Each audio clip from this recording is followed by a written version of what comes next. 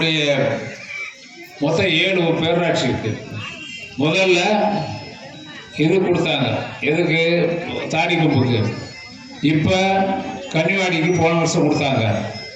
இந்த வருஷம் பட்ஜெட்டில் இன்னொரு பேரூராட்சிக்கு கொடுக்க போகிறோம். அதை நீங்கள் மனசில் வச்சுக்கணும்.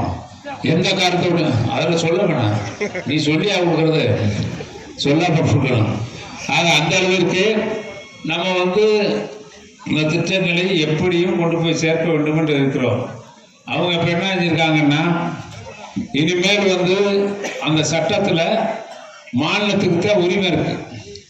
இப்போ அவங்க என்ன பண்ணியிருக்காங்க, ஒரு சட்டம் போட்டிருக்காங்க சமீபத்தில், உங்களுக்கு 125 நாள் நாங்கள் வேலை கொடுக்குறோம், உங்களுக்கு நாங்கள் இப்போ 100 நாள் வேலைங்கிறது உங்களுக்கு தெரியாது, அது எத்தனை நாள் நடக்குதுன்னு. ஏன்னா நீங்கள் பேரூராட்சி, கிராமங்களை பொறுத்தவரை எனக்கு தான் தெரியும். என்னன்னு கேட்டீங்கன்னா, நான் கிட்டத்தட்ட அமைச்சராக இது வரைக்கும் இந்த 5 ஆண்டு காலத்தில் நான் அமைச்சராக பொறுப்பேற்று 23-24 தான் 41 கோடி பேருக்கு கிராமத்தில் இருக்கிறவர்களுக்கு வேலை கொடுத்துருக்கேன். 41 கோடியில் வேலை நடக்கும் தமிழ்நாட்டில். அதுதான் அதிகமான பணம், 13,000 கோடி கொடுத்துருக்கேன். அப்போ நம்ம வேலை நடச்சுன்னு கொடுக்குறோம். இந்த வருஷம் என்ன வச்சுருக்காங்களா, நீ 41 கோடி பேர் கொடுத்த வேலை. இப்போ என்ன சொல்கிறாங்க, மத்தியில் இருக்க அரசாங்கத்தை பற்றி பேர சொல்ல நான் விரும்பலை, அது வேண்டாத அரசாங்கம், அதனால் பேர சொல்ல விரும்பல. அதாவது பேர் சொல்லாதுன்னு ஒன்று சொல்லுவீங்க, அப்படி வச்சுக்கோங்க. மத்தியில் இருக்கக்கூடிய அரசை அவங்க இப்போ என்ன சொல்கிறாங்க, 12 கோடி தான் இந்த வருஷத்துக்கு கொடுப்பேன் அப்படின்னு சொல்கிறாங்க. 12 கோடி பேர் கொடுத்தா எந்த மக்கள் பாதிக்கிறாங்க? நம்ம கூட பிறந்தவங்களும் பாதிக்கிறாங்கல்ல.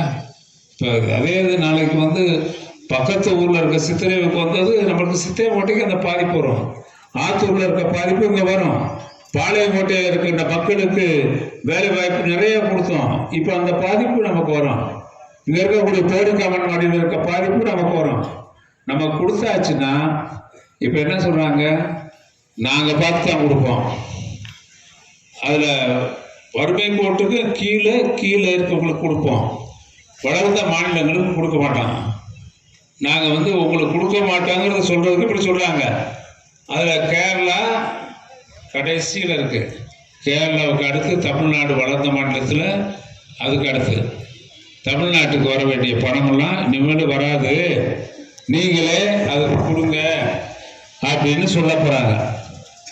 மத்திய சர்க்கார் இருக்கக்கூடிய நம்முடைய உரிமைகளை, அரசியல் பூர்வமான சட்ட உரிமைகளை, அரசியலமைப்பு சட்டத்தை அம்பேத்கர் உருவாக்கிய சட்ட உரிமைகளை இன்றைக்கு பறிக்க வேண்டும் என்று நினைக்கிறார்கள்.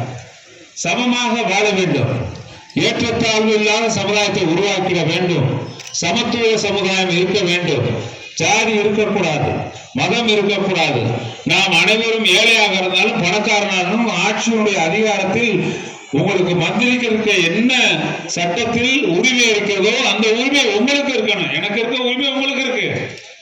அந்த உரிமை பறிக்கப்படக்கூடாது என்பதுதான் திராவிட மாடல் ஆட்சி. எந்த உரிமையும் ஒரு தனி மனித உரிமைகள் பறிக்கப்படக்கூடாது.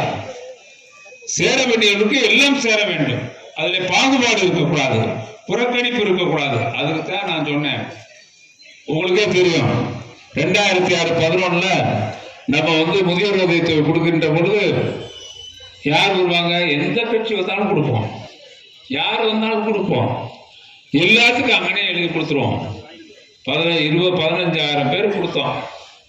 ஆட்சி மாட்டம் வந்துச்சு, அவர் பூரா எல்லா பேத்துக்கும் வீடு தவறாம கொடுத்துட்டாரு, பூராத்தையும் அதை பூரா கொடுங்க அப்படின்னு அந்த அம்மா சொல்லிச்சு, போயிடுச்சு. அப்பயார் போயிட்டாங்க, அதை பற்றி விட்டுருங்க. இப்போ நாங்கள் என்ன செய்ய போகிறோம்னா, நாங்கள் தலைவர்கிட்ட சொல்லியிருக்கேன், முதியோர் உதவித்தொகைலாம் நானும் அதில் தான் இருக்கேன், நீங்கள் கண்டிப்பாக எல்லாத்துக்கும் திருப்பி எல்லாத்துக்கும் கேட்குறவங்களுக்கு பூரா கொடுக்கணும்னு சொல்லி நம்ம மாவட்டத்தில் கலெக்டர் இப்போ எல்லா மனுக்களையும் வாங்கி இருக்கிறார்கள். எப்படி மகளிர் உரிமைத்தொகை மொத்தம் 1,30,00,000 பேர் மனசில் வச்சுக்கோங்க, 1,30,00,000 மகளிருக்கு 1000 வருது மாதம். இப்போ நம்முடைய பெண் பிள்ளைகளுக்கு அவங்களுக்கு ஒரு மாதத்திற்கு கிட்டத்தட்ட 11, நம்ம தமிழ்நாட்டில் 11 லட்சம் பேருக்கு வருது. 11 லட்சம் பேர் மாதம் 1000 வாங்குறாங்க தமிழ்நாட்டில். ஆண்கள் நம்ம பையன் கல்லூரியில் படிக்கிற பையன் 8 லட்சம் பேர் வாங்குறான், 19 லட்சம். அப்போ கிட்டத்தட்ட 1,69,00,000 70 லட்சம் பேர் மாதம் மாதம் வீடு தேடி 1000 கொடுக்கக்கூடிய அரசு தளபதியுடைய அரசு என்பதை தயவு செய்து நீங்கள் மனதில் வைத்துக் கொள்ள வேண்டும். சரி, கொடுத்தாச்சு. இப்போ ஆத்தூருக்கு மட்டும் 3000 பேருக்கு ஓஏபி கொடுக்க போகிறோம். அப்போ பார்த்துக்கங்க, அந்த அளவிற்கு இந்த அரசாங்கம் இருக்கிறது என்பதை மட்டும் நீங்கள் புரிந்து கொள்ள வேண்டும். உங்கள் உரிமை உங்கள் கையில் இருக்கிறது. உங்கள் உரிமையை யாரும் தட்டி பறிக்க முடியாது.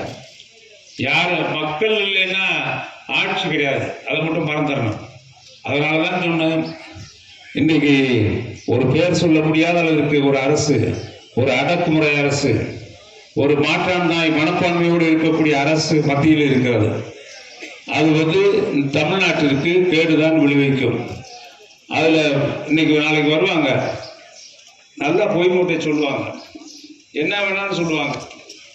இந்த உலகமே கம்ப்ளீட்டாக பார்த்தா என்ன சொல்லுவாங்கன்னு அதாவது ஒரு விவசாயம் இல்லாமல் ரொம்ப மோசமாக அவர்களுக்கு ஓட்டு கேட்கறதுக்கு எந்த தகுதியும் இல்லை மக்களிடத்தில்.